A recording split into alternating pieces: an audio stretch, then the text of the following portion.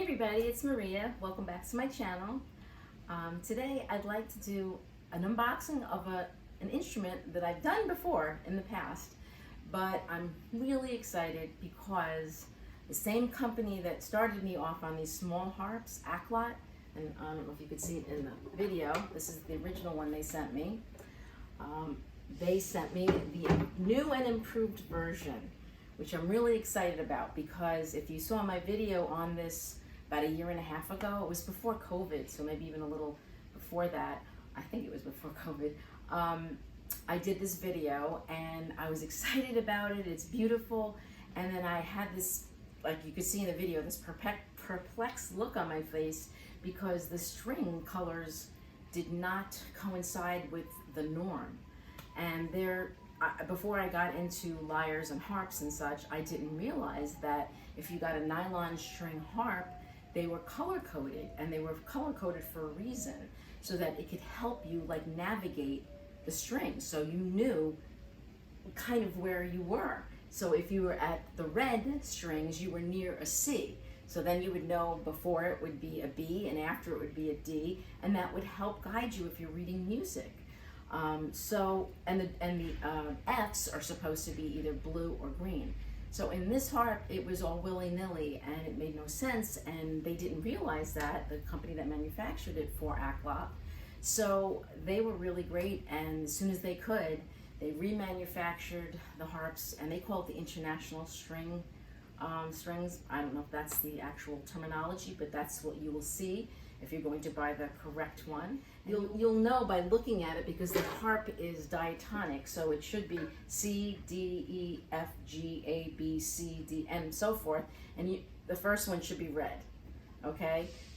And the fourth one should be green or blue. And then down and down and down and down, or up and up and up, as that case may be. So, without further ado, let's open up the new and improved Aklot Mahogany, which is beautiful wood. Little 15-string, pretty harp. And I'll tell you what I did with the other one, since I used it for improvisation, because the strings were too confusing to try to, I'm just teaching myself harp, so I didn't need anything else to confuse me. So here we go.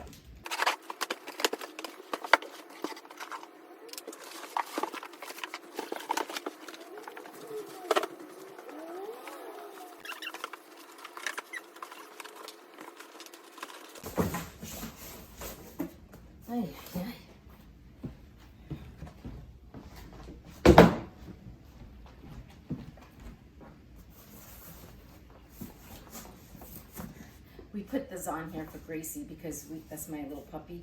She might make an appearance. She's sitting on the other end of the couch because she was scratching the leather. So, there we go. Okay, so, it's got a nice gig bag. I can feel it's padded. And inside the box, you have the important tuning device, tool, and the strap so that you can wear it on your body, and it really does make it easier to play.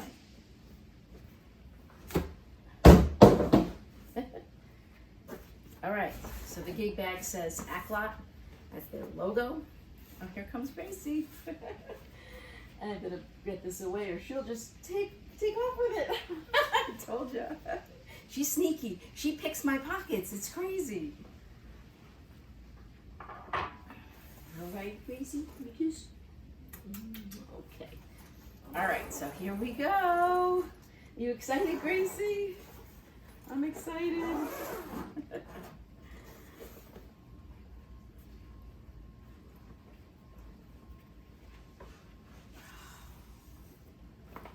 I love the smell of wood. My father was a master woodworker, and I just, I think I've mentioned in other videos, I'd come home from school and I'd smell that familiar smell of shellac, and I knew he was making something down the basement in his workshop, and it just always made me happy. Okay, so you have this to protect the tuning pegs. Okay. Oh, look at that. That's a beautiful, beautiful deep mahogany. And we'll compare it to the other one they sent me. This is a beautiful, beautiful color. Stain, you know. Has Aklot on the top. I'll come up close so you can see it. But the main excitement, of course, is that they got the string colors correct.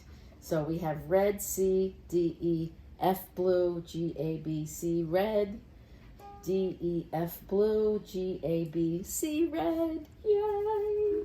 So it's nice because you have 2 octaves and a C. And you have the, this is for the strap. I hope you could see it in this video. And then you have it on this side, right here, for the other strap. This is the sound box. It's where the sound resonates, just like in a guitar, right? But it's open because that's where you actually change the strings. And I haven't attempted to do that yet, as you can see by the fact that the other strings are the same. They are the same crazy colors. And, but you basically, it's not that bad from what it looks like. You just feed it through here, I think, but then how do you get, yeah, you feed it through this end and then pull it, and then that little thing on the bottom holds it in place. And then you can get it to the correct place on the back. I mean, I'm sure it takes a little finesse and finagling, but if you do all of them at once, you'll probably become an expert at the end. Or maybe some people might just change the ones that, you know, might have popped. I have found from playing ukulele and other nylon stringed instruments that the nylon strings take a long time to stretch, but that once they do, I find I don't have to change the strings as often. Now, I'm sure there are aficionados that will tell you differently, you know, and believe me, I understand if you're a performing musician and, you know, you want to have you sound your best at every performance and you play every single night at a gig or every week, you probably will be changing the strings more often. But if you're someone who has music in their life for different reasons, and you just want to play at home, or if you want to bring it to, you know, as a therapeutic harp, no one's going to know, oh, she needs to change her strings. I mean, if it's that obvious, then you do need to change your strings. But I haven't really found that. So, of course, when I strum it, it's not going to sound beautiful because it will not be in tune. Wow. So that's good. And I'm going to shut off the video. It may not even be the same day because it depends on how quickly I can get these to stretch enough to play you something. So before I even get to the playing part from this harp, which I will like to show you how it sounds and compare it to the sound of the one I have, I will just show you them together as a little comparison. I don't have obviously the strap on here and I have it on this one, but let's take a look at this. Okay, they look identical, obviously in specifications. I'm sure they're the same exact height, width, and so forth. What I do notice though that's different, wait a minute. Okay, so I have to look at it this way. That's better. All right, so that's why I thought it was different, because it says Aklot on here, but it's Aklot on that side too. So they did put Aklot on the same spot, but I do definitely see a difference because wood is ever changing and alive, you know, every tree is different. So every piece of wood that you use for an instrument will be different. I've spent, you know, so much time sometimes vacillating between 3 different guitars. If my husband was surprising me and we went to, you know, a guitar store and I was going to pick out a guitar, and if there were 3 different guitars, they would all look different. But in the end, I always went with the sound. So, but still, there's something to aesthetic beauty that I do love. And the aesthetics of something like this, I love this natural or mahogany stain rather than a paint, my preference. All right, so let's go up close so you can see both of them up close. I'm gonna hold them exactly the same way so you can see it. Okay. And then I'll tell you one difference that I did. Okay. This is the old one. I guess it's kind of hard to see it in this indoor light, but that's the old one, very pretty. This is a deeper color. I don't know if you could see that in the video. I think you can. So it's a deeper stain. Very pretty, I like that. And also one thing that I did do to this harp, because I use it for improvisation, is I decided to tune it to a different scale, if you will. It's actually a mode because the scale would start on the root note. So on that harp, the red one, as I said, would be C. So if you went C to C to C, that's the C major scale. On this harp, I decided to take what would be the C note and tune it to C sharp. And then tune what would be the F note to F sharp. And I did that with all of the ones that were supposed to, that are either C or F. I made them sharp, 1/2 step higher. So if you're using your tuner, which is this, you would just go 1/2 step up. And it's probably already out of tune, but I'll just show you. Because as I said, they need to stretch, and I haven't played this one in a while, and I have different temperature changes with the crazy New York weather. But let's get up close so you can see. So you see this one? Now I took this, would have been the C, and I brought it to C sharp. That's pretty close. So you see it says C sharp. So what I've done is essentially change this so that it's in the key of D major, in that you can play with tongue drums or Native American flutes that might be, or any instrument tuned to a key, but it's also a mode. So I tune this to the key of D major, but it starts on the C sharp, which is really the 7th degree of D major. So D, E, F sharp, G, A, B, C sharp. So that's the 7th degree of D major. That makes it the Locrian mode. I could be wrong, but I think I'm correct. So if I'm wrong, please let me know. So that's why this particular harp would go with my Ravas, which is this drum right here, because this is a D major drum, and they have C sharps and F sharps instead of C or F, and it goes really well together. So I did a little test when I was just testing the recorder, and I loved it so much that I'm definitely going to put that out there for you to see as a video. And Gracie got involved too. So here we go. Shut this tuner off. Take that away.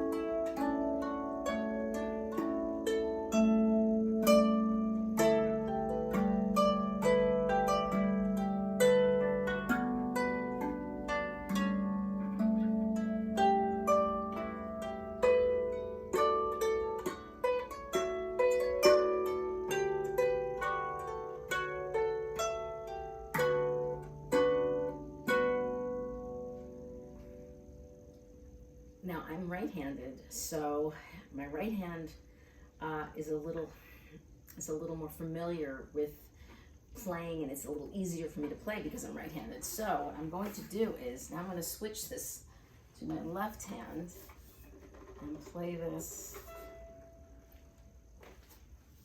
this way and see what it sounds like, because now I could do different things with my right hand on the Rav.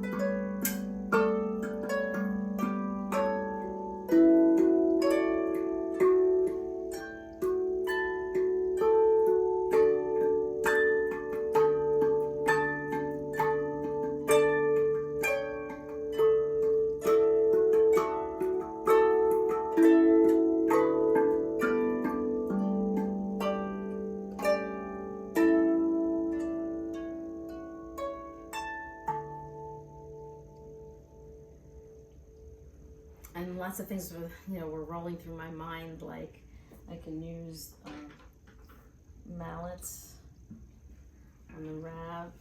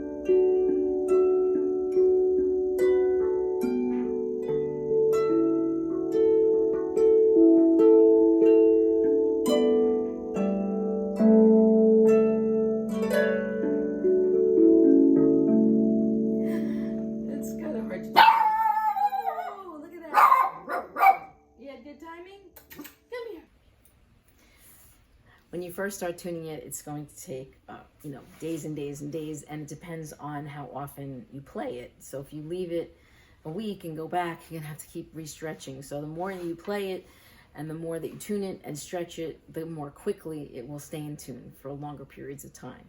I would still try to tune it each time you play it. It's just, it'll sound prettier. So for now, this is in tune. It's C to C, and I'm just gonna do some improvisation on this very pretty Aklot mahogany harp with the correct string colors. Yay, Aklot. They really do listen to their customers. Are you singing, Gracie? Oh, I almost called her Bailey. That was my other dog. She lived almost 19. All right, Gracie puppy. She's 5 months as of yesterday.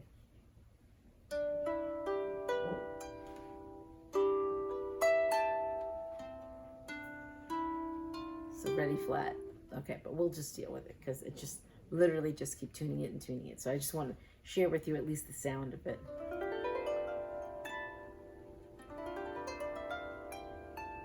But at least it should stay in tune with itself. So it'll all be a little flat.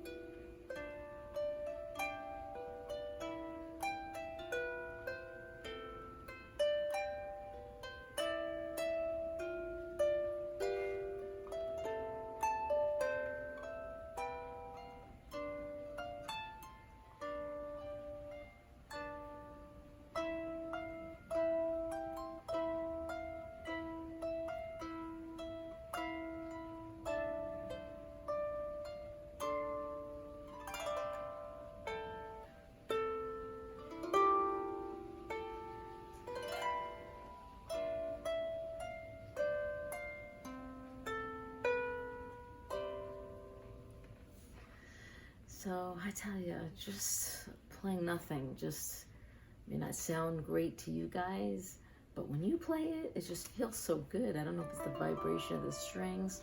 Look, it even calmed down my little puppy. So the harp is a beautiful instrument, and I really like this one because it's so light, and I have, I actually should be wearing the braces while my hands hurts. I took it off because she was biting at it before. But it's easy to play because it's so light. And you don't need to worry about a stand because it's its own stand, So I'm very happy with it. I do want to mention one thing that you might have to do. I almost forgot, which I had to do on this one and on the other harps that I have gotten. You have to, maybe because of transit, I don't really know, but sometimes these need to be kind of bend in a little bit or they just go out of tune. It's not like hooking into the wood. So this luthier I know said that I don't want to do it because then, you know, it's already fine, but you when you put this on, kind of press and wiggle it. And so it kind of grips the wood, this tuning peg. And it seems to have worked because I did that with the other harp that was doing that. And as long as it's not like too much, it should work. I mean, if it is, then, you know, call the company and I'm sure they'll do right by you. But for me right now, I could tell that now they're all going out of tune, you know, as they should be because they're new strings. But you will know because the whole tuning thing will go, oh, it'll just go completely like unwinding like a top. So yeah, you can see it's deep. You have to be careful. This thing flies off sometimes. So I would just do it in little increments. So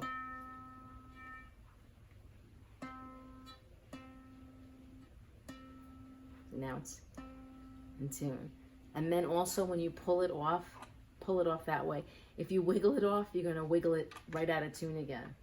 So put it on and just a little bit and then pull it off gently.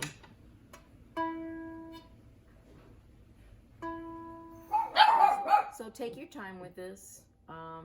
Just do a little each day. Play it. The more you play it, I shouldn't say do a little each day, but don't neglect it for a few days. Anyway, I better go because as you can see, she's just going to keep. Whoa! She's loud. Oh!